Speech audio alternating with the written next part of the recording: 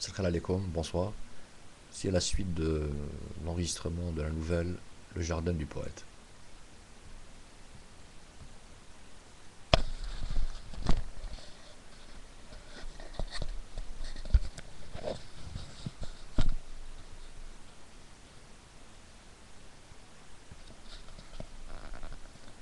Alors, un jardin, où ça s'écria une dame sophistiquée qui passait par là, au volant d'une voiture luxueuse. C'est vraiment du joli. Il ne manquait plus que cela. Un jardin suspendu sur nos têtes.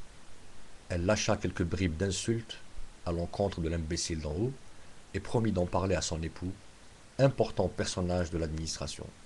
Mon mari prendra des mesures, assura-t-elle. On la salua très bas. Entre-temps, on s'était affairé à donner un coup de chiffon au pare-brise de la superbe voiture. On était plein d'attention dans ce quartier. La dame démarra en trombe, tandis que le malheureux essuyeur de pare-brise s'en alla faire une pirouette dans le fossé. Le chiffon plana au-dessus de sa tête et atterrit sur son visage tuméfié. On tâta son pouls, il était mort, c'en était trop. Sidi el-Hajj décréta que Dieu ait son âme, il est mort en plein travail, il ira au paradis. Cette fois, la foule ne pouvait se contenir davantage. Regardez-moi ce gâchis, c'est la faute au poète, lança l'homme à l'énorme bedaine. Oui, répondit la foule, que tous les gosses rentrent chez eux. Il va y avoir du grabuge, renchérit l'homme à la bedaine. Mais les gosses refusèrent. Allons le débusquer de là-haut, ordonna Sidi el-Hajj. Le gentil petit poète ne se doutait de rien. Il avait entendu le brouhaha de la foule, mais il l'attribua sans doute à une des innombrables querelles quotidiennes dont le taux avait considérablement augmenté depuis cette épidémie de khabzisme. Mais comme cela dura plus de temps que d'habitude, il se résigna à jeter un coup d'œil. Il vit alors une multitude de têtes levées en sa direction. Par réflexe, il regarda lui-même plus haut, mais il n'y avait que le ciel bleu de cette radieuse matinée de printemps. Il comprit alors que c'était à lui que tout ce beau monde en voulait. À mort hurlaient les milliers de voix. À son apparition, la foule redoubla de férocité et courut vers l'entrée de l'immeuble. Le gentil poète prit peur et eut un geste de recul.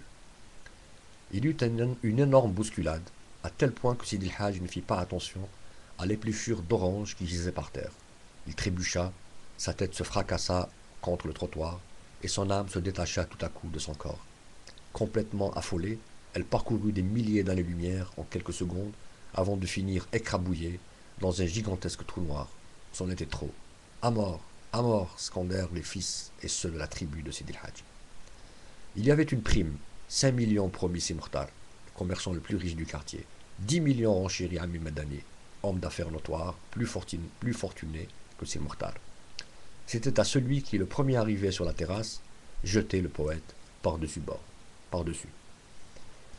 Les hommes se battaient entre eux pour y parvenir. Chacun voulait avoir l'honneur d'accomplir cette tâche patriotique. Il y eut encore 2 morts, 3 blessés graves, tous piétinés, et 2 disparus.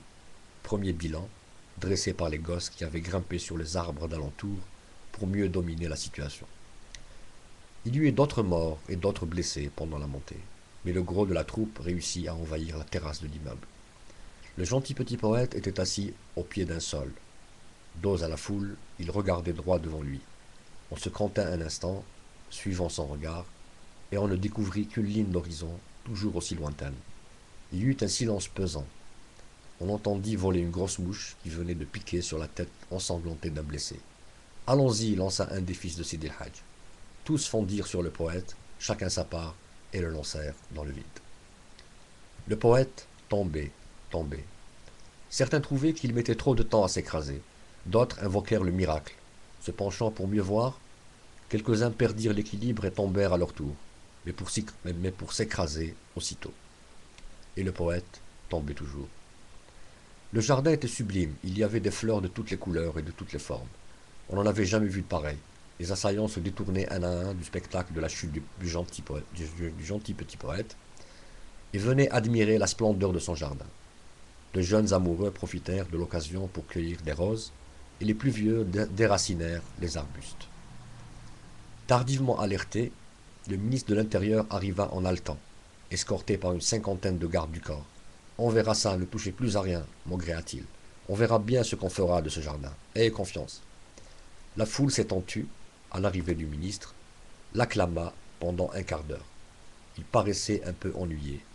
Il n'avait pas eu assez de temps pour préparer un discours. On va d'abord donner un nom à ce jardin, improvisa-t-il. Il s'appellera désormais Sidi el-Hajj Garden, à la mémoire du saint homme. La foule l'acclama encore pendant un quart d'heure, et maintenant que chacun rentre chez lui, aboya l'arme au poing, un policier en civil. Les jours qui ont suivi l'incident sont caractérisés par un calme absolu. Satisfaits de leur devoir accompli, les hommes s'en allaient, le cœur léger, la tête haute, vaquer à leurs occupations quotidiennes. Entassés devant les vitrines des magasins chics, les ménagères parlaient, et les gosses, eux, jouaient aux gentils petits poètes. Enfin, cette nouvelle a été publiée la première fois par la revue Synergie en 88. Ça fait très longtemps. Et elle a été reprise par la suite par quelques journaux algériens. Merci.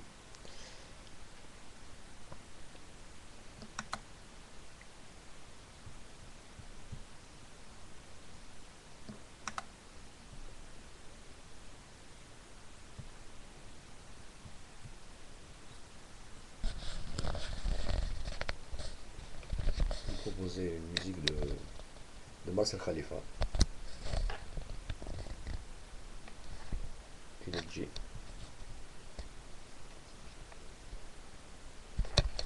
La HG. Tant pis.